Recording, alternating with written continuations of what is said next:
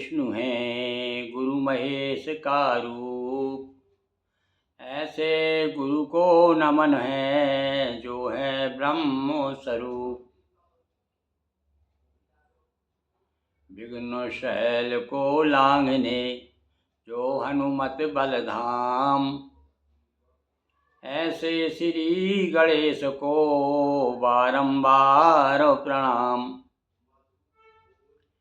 गणपति गुरु him गिरिसुता Goswami Girijesh.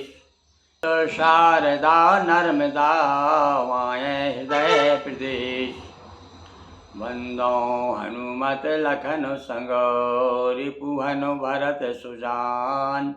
Siya Ram ji को नमन गाऊं हरि गुण गान। नगर नर्मदापुरम में शुभ सेवाश्रम धाम। यहाँ विराजै नर्मदा आओ करें प्रणाम। बोलिए रेवा माँ की जय। सियापति रामचंद्र की जय। हनुमान जी महाराज की जय। भगवान भोलेनाथ की जय। हाँ तो बंधुओं साथ में बोले भगवान परशुराम की जय। परशुराम जी के हाथ में फरसा है और फरसा रखते हुए भी लक्ष्मण जी ने कह दिया कि महाराज व्रत धरो धनुवान कठोरा। अरे महाराज ये बेकार में धनुष बाण धारण किए घूम रहे हो। आपकी वाणी तो ही तो वज्र के समान है। आप वाणी से ही तो घायल कर रहे हैं लोगों को, मारे डाल रहे हो ना जाने क्या क्या कह करके उछल कूद करके। अब तो भैया आग हो गए परशुराम जी। जब देखा कि फरसा उठा लिया मारने के लिए तब तो धीरे से राम जी ने इशारा कर दिया कि भैया बहुत हो गई, अब तू जरा चुपचाप बैठ जा। हाँ चला जा गुरु जी के पास।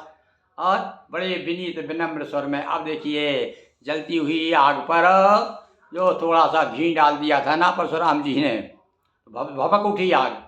अब उसे भैया शांति भी तो करना है क्योंकि उस आग में समाज के लोग जो बैठे हुए वे भी जलने लगे। हाय हाय हाय सब लोग पुकारा, सारे लोग हाहाकार करने लगे। अरे बोले क्या कह दिया लक्ष्मण जी ने, क्या कह दिया, ऐसी बात कह दी है कि ब्राह्मण जान आपको ब्राह्मण समझ के छोड़ देगा, इतना तक कह दिया उन्होंने। और जो बता दिया कि अरे तुम बड़े क्षत्रिय बने हो तो क्षत्रिय हो तो समर को ज़्यादा हल्ला थोड़ी मचाते, सीधा तलवार घुमाते हो। ऐसी कड़ी कड़ी बातें कड़वी कड़वी बोल दी। तब तो भैया परशुराम जी आग हो गए। अब उस आग कर रहे देखिए अब आप। हाँ राम जी की यही तो विशेषता है क्या है? अति विनीत मृदु शीतल वाणी बोले राम जोर जुग पानी।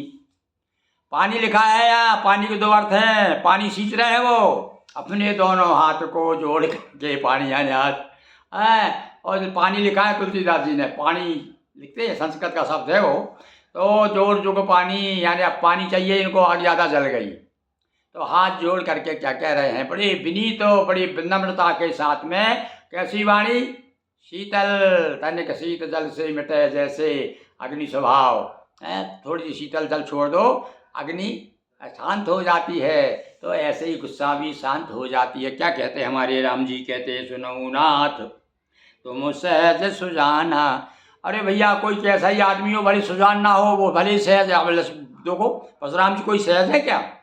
सहज के लक्षण है उनमें कोई एकाध दिखाई दे रहे हैं? भले ही हो चाहे, पर इस समय तो भैया सहज नहीं है। पर राम जी तो उनमें भी सहजता ढूंढ रहे हैं कि महाराज आप तो बड़े सहज हैं। और सुजान कह दिया तब तो और चढ़ा दिए झाड़ पे। अरे बड़ी चतुर हैं आप तो, सुजान हैं। बालक वचन करे नहीं का नाम। और भैया बच्चों की बातों पे ध्यान थोड़ी देते हैं। बड़े लोग जो हैं छोटे बच्चों की बात में क्या ध्यान देना है? अरे बच्चे तो बालक बढ़ रहे एक समाना एक समान बताया उन्होंने। करे और बर्रे बालक वही एक स्वभाव। अरे न संत विदूषऊ काऊ। संत लोग जो है इन पर जो है कभी नाराज नहीं होते, इनको कोई दोष नहीं देते। ना ही कछु काज। अब आ गए अपनी पे, अब सीधे बता दिया भाई, स्पष्ट कर दिया उन्होंने। अभी तो कहा था आपका कोई दास होगा, अभी भी नहीं कहा कि मैंने टोला।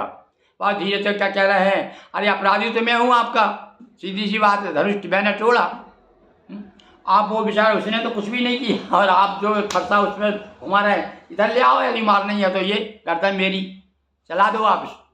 देखो कैसे ही कितना ही अब आदमी कठोर हृदय हो और विनम्रता में इतनी शक्ति है कि आदमी जो है कोमल हो जाता है। कृपा कोप बद बदव गोसाई, मुँह पर करो दास की नाई। पहले ही कह दिया। अब देखो जैसे दास के ऊपर जो आपको सेवक है, सेवक पर किस प्रकार से आदमी क्रोध भी कर लेता है, पर दया भी करता है, कृपा। तो आप जैसा भी चाहो, कृपा करना चाहो आप तो कृपा करो, मारना चाहो तो मारो। हे महाराज आप जो आपकी इच्छा हो करिए। अब ये भैया गोसाई शब्द ऐसा है, जो गोसाई शब्द बड़ा पूजनीय शब्द है। और जहाँ जहाँ भी शब्द आया अब आप देख लीजिए, वशिष्ठ जी के लिए अलग आया है, परशुराम जी के लिए आया, राम जी के लिए भी गोसाई शब्द आया है। तो ये जितने भी पूज्य लोग सम्मान लोग हैं, तो ये गोसाई यानी इसका अपभ्रंश हो गया है गोस्वामी। गोसाई अपभ्रंश है, शुद्ध शब्द है गोस्वामी। तो तुलसीदास जी खुद गोसाई थे ना भाई, तो इसलिए उन्होंने जहाँ तहाँ उसका उल्लेख किया है कि भाई ये गोसाई शब्द जो है बड़ा सम्मानीय शब्द है। अरे हमारे यहाँ तो एक समाज ही है हमारे देश में, यह गोसाई कहा जाता था, जो आजकल सो गोस्वामी के नाम से जाना जाता है। तो ये बड़ा सम्मानीय शब्द है। तो देखो परशुराम जी के लिए गोसाई कहा गया। अरे बोले महाराज एक, अब यहाँ गोसाई ये तो ये करते हो क्या होता है मान लो, गोसाई होता है इंद्रियों पर काबू करने वाला, वो होता है गोसाई। हर कोई थोड़ी होता है गोसाई। गोस्वामी है, गुआने होता है किरण इंद्रियां, प्रकाश ज्ञान। तो ज्ञान पे जो जिसका साईं है, उसका मालिक है, वो गोसाई है, वो गोस्वामी। तो अब यहाँ पर ये कहना चाहते हैं उनसे कि महाराज आप गोसाई हैं, तो गोसाई तो इंद्रियों पर काबू, आपकी इंद्रियों बस में नहीं है। आप आपके वाणी क्या बोल रहे हैं, आप हैं क्रोध कर रहे हैं। अब जिसकी इंद्रियां बस में नहीं होती वही तो क्रोध करेगा ना। तो यहाँ गोसाई क्या करे, हिंट भी कर दिया कि आप गोसाई होते हुए भी आप तो गोस्वामी हैं महाराज, आप इस प्रकार से कैसे बोल रहे हैं। और कह दिया हे महाराज मुँह पर करिए दास की नाई, और मुझ पर तो दास की तरह। दास घर में रहता तो वो घर का सदस्य हो जाता भाई, तो उसको कभी मारते डांटते डपटते हैं, जानते थोड़ी मारते कोई। पर यहाँ तो कह देते हैं आप जो चाहो आप वध भी कर सकते हैं, मैं तो आपका दास हूँ। और भैया आदमी सरेंडर कहते हैं ना अपने अंग्रेजी में, सरेंडर हो जाओ तो फिर भैया आदमी क्षमा कर देता है। पर कुछ लोग ऐसे दुष्ट भी हैं, छोटे छोटे बालकों की हत्या कर देते हैं, कोई हाथ जोड़ रहा उसे भी मार रहे हैं। हमने आपको अपने हमारी एक मैं अभी एक चैनल में अभी मैं अपनी राम कथा क्या राम कहानी सुना रहा हूँ मैं अपनी। तो उसमें मैंने एक उदाहरण दिया है कि एक हमारे नाना जी थे और वो कभी अन्याय नहीं देख सकते थे। एक बार एक आदमी एक को कालर पकड़ के और झापड़ मार रहा था, और वो बेचारा हाथ जोड़ रहा था कि क्षमा कर दो भाई, क्षमा कर दो, गलती हो गई, फिर भी मारे जा रहा था। और हमारे नाना जी यार एक दिया, उसके शर्म नहीं आती तुझे जब आदमी क्षमा मांग रहा है, हाथ जोड़ रहा है, कैसा तू मूर्ख साहब, तू राक्षस है क्या, तू मनुष्य है, मनुष्य को तो दया करना चाहिए, क्षमा कर देना चाहिए। वही बात यहाँ कर रहे हैं कि आज मैं आपका दास हूँ, आपको हाथ जोड़ रहा हूँ, अभी मारोगे क्या, लो भाई आप फिर भी मारना चाहो तो लो मारो। हाँ जो चाहो कृपा करना चाहो तो कृपा कर दो, कृपा का मतलब क्षमा कर दो। और कहिए बेग जई विधि से जाई, और मुनि नायक सोई करो। आपका गुस्सा न जाना चाहिए भाई, क्रोध नहीं होना चाहिए। अब ये देखो इसके खिलाफ तो भैया हमारे राम जी भी हैं।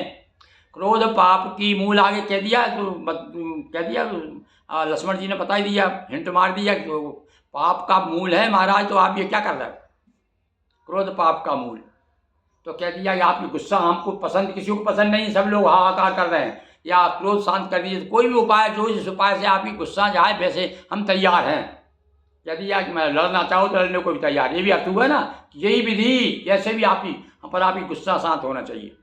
आप जैसे शांत करना चाहो अपनी गुस्सा को वैसे ही शांत कर दो।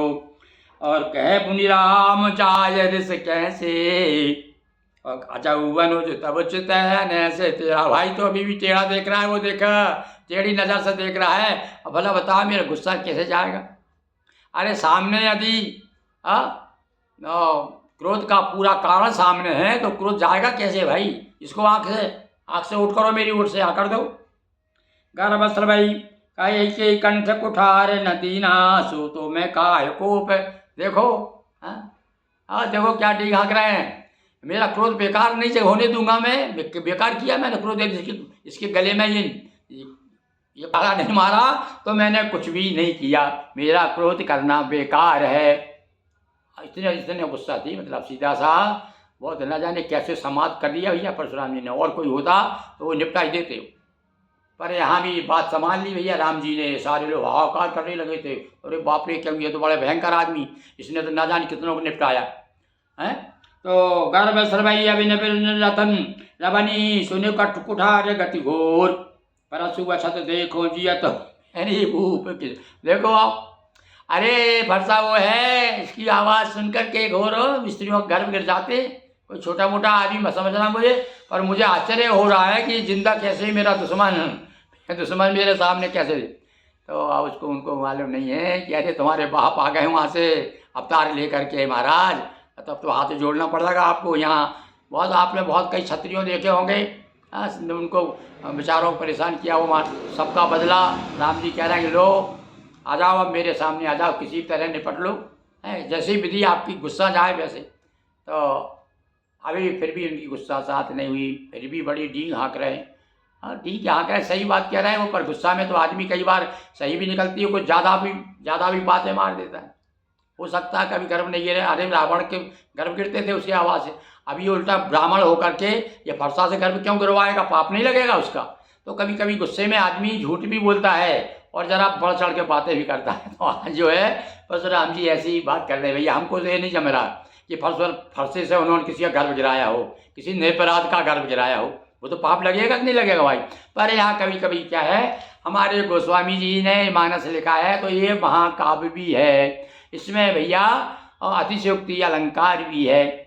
मास दिवस का दिवस वाह मरम न जाने कोई, क्या है अतिशयोक्ति अलंकार है। जब ज़्यादा खुशी आदमी प्रसन्नता हो जाता है, अरे भैया क्यों रे, क्या दुनिया भर की बात कर रहा है, भला बताओ एक आदमी पूरी दुनिया भर की बात कैसे करेगा। यहाँ अर्थ दुनिया भर की बात का है कि जितनी करना चाहिए उससे ज़्यादा। तो ऐसे ही वो विषय अपने बारे में बता रहे हैं कि ऐसा ऐसा मैं हूँ। तो इस प्रकार से भैया परशुराम जी नाराज हो रहे हैं। अब आगे देखिए, अभी तो 2-4 दोहे तक चौपाई तक जो है नोक झोंक चलती रहेगी, बड़ा आनंद लेंगे हम लोग परशुराम जी का और राम जी का। बोलिए सियावर रामचंद्र की जय, हर हर महादेव शंभो।